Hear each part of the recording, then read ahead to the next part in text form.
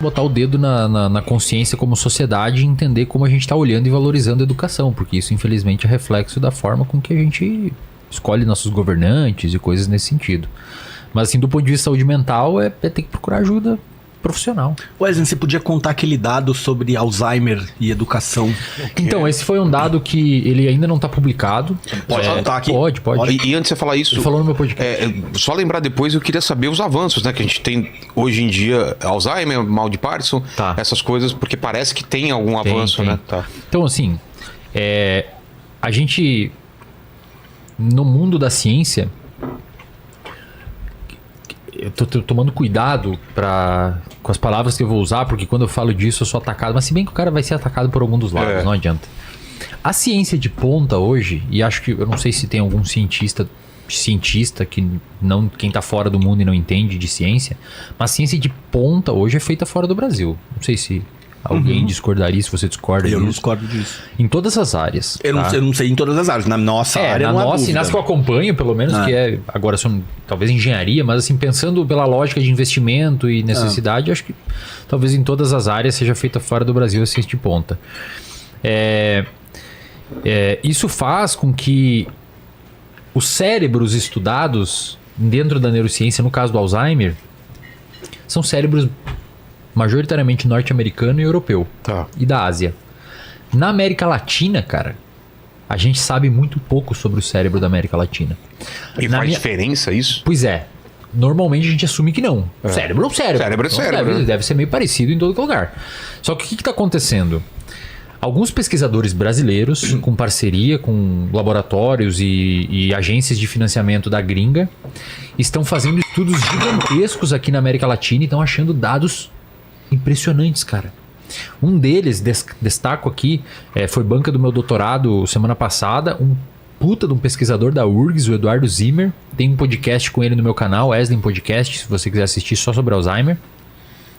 Um cara pesquisador de ponta, fazendo ciência de ponta, com muita parceria. Ele é professor da McGill também no Canadá e da URGS. Ele recebe muita verba gringa e conseguiu rodar aqui na América Latina algumas pesquisas, e teve um achado que ele contou no meu podcast, por isso que eu tô falando aqui, que vai ser publicado, talvez quando você esteja assistindo isso já vai estar publicado. No mundo inteiro, o principal fator de risco para doença de Alzheimer é a idade. Idade, quanto mais velho tu for, mais tu tá exposto. Você tá rindo? A doença de Alzheimer.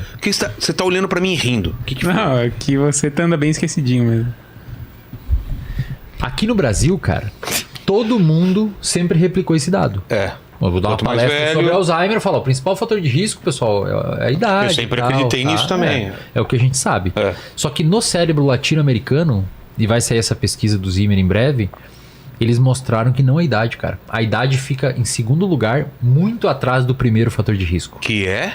Falta de educação. O quê?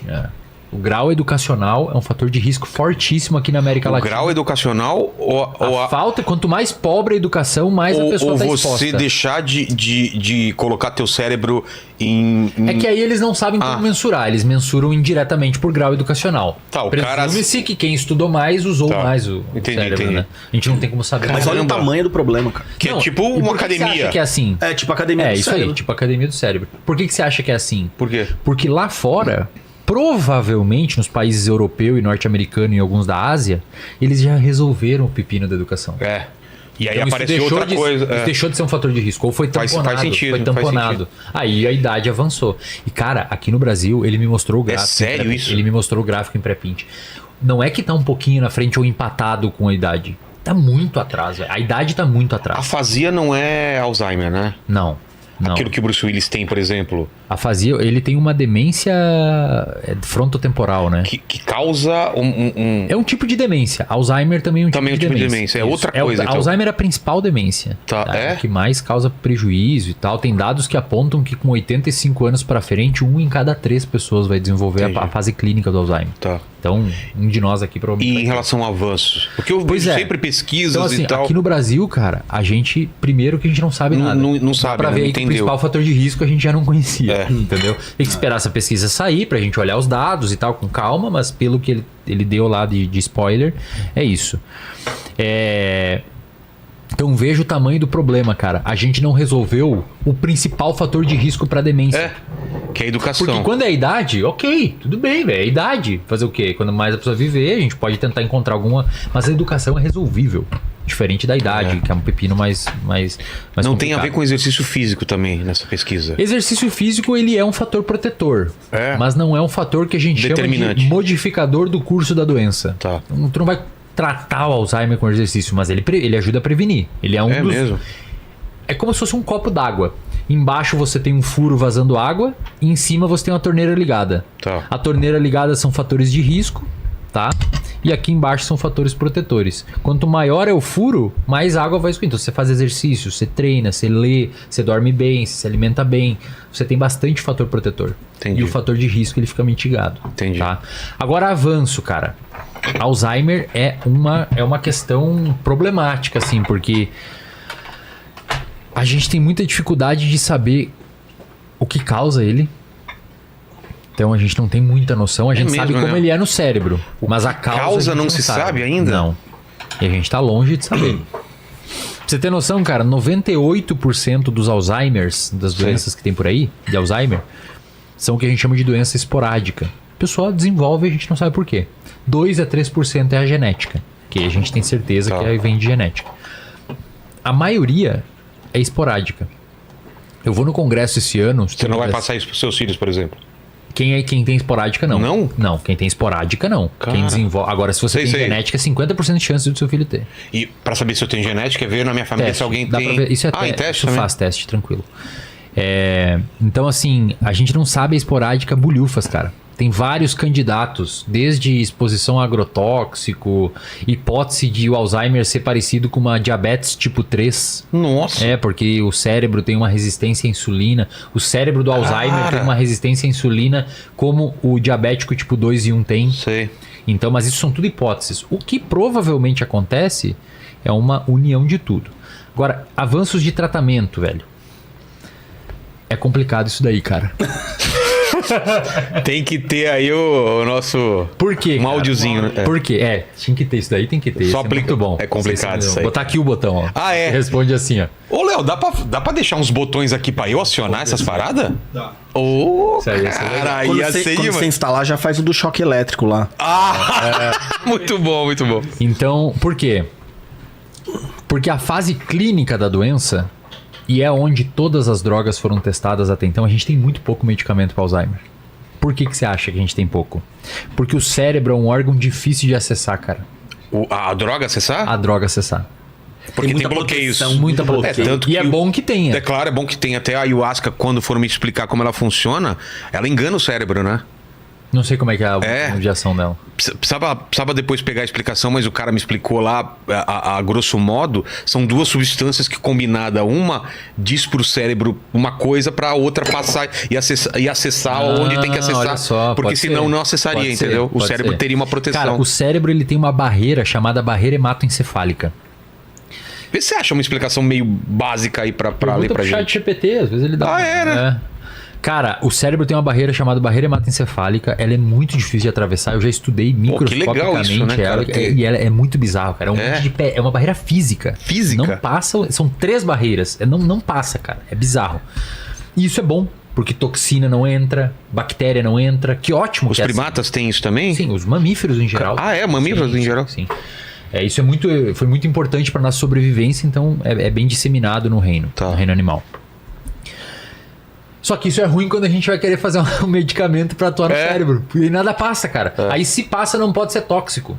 Então, nos últimos... eu tenho um artigo publicado em português sobre as falhas da busca de fármacos para doença de Alzheimer. Assim, 99% dos candidatos a ser um medicamento para doença de Alzheimer, quando começa o laboratório, temos aqui uma droga validada, passou pela prova de conceito, vamos testar num camundongo, num rato, num ser humano, fase 1, fase 2, fase 3. 95%, 99%, e tem o dado lá no artigo, 99% dos medicamentos, quando chega em humano, falha. A Pfizer que antes era conhecida, né? Antes não era conhecida, na pandemia virou conhecida, a Pfizer, a vacina. É uma indústria farmacêutica que em 2017 ou 2018 fechou o departamento de neurociência em estudo de Alzheimer. E por quê? Na época, porque é muito investimento para pouco retorno. Ah, cara. Não passa, eles testam vários componentes, nada passa a barreira, ou é tóxico ou não funciona. Putz. Então, qual que é o problema?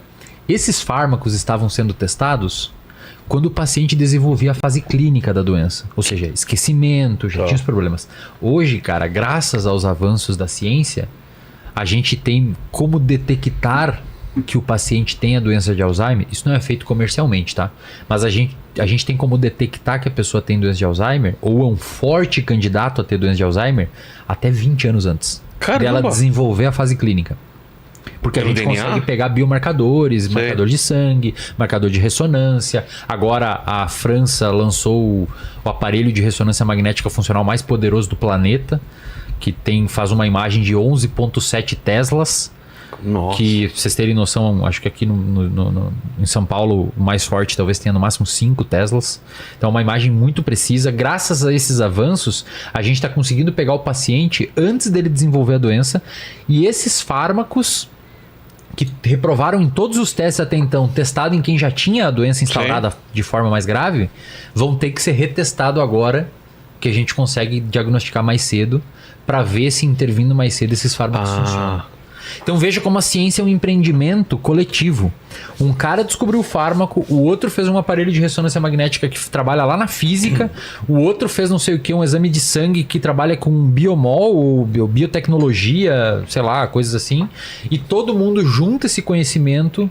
Um descobre biomarcador, outro descobre marcador cerebral via ressonância, outro descobre um fármaco porque trabalha na farmácia, e juntos eles conversam para agora provavelmente ter que retestar todas essas drogas para ver se vai funcionar ou não. Fantástico. Na questão mal de Parkinson também, a Cara, gente o tem... Parkinson, eu não acompanho tanta literatura, mas cerebral também? É, sim. O meu avô científico, que é o professor Rui, é um dos maiores especialistas, ele foi orientador do meu Pô, orientador. preciso ver, porque meu pai tá com mal. Cara, ele é um dos maiores, aliás, ele super toparia vir aqui. Ele é um dos maiores cientistas. Pô, dá pra fazer um programa só sobre Cara, mal de ele é Vamos fazer. Ele é um dos maiores cientistas do Brasil na área e do mundo. Ele foi eleito por Stanford por 3 anos consecutivos como um dos cientistas mais importantes do mundo. O documentário do Michael